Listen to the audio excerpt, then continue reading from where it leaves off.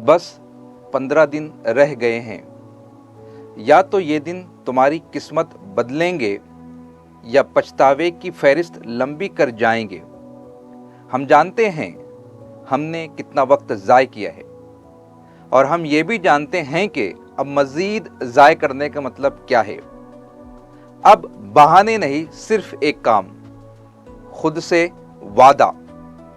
आज से हर दिन, हर घंटा, हर लम्हा सिर्फ तैयारी। सोशल मीडिया, बेकार की नींद और फिजूल बातें सब बंद। ये 15 दिन तुम्हें वहां ले जा सकते हैं जहां बाकी सारा साल तुम नहीं पहुंच सके।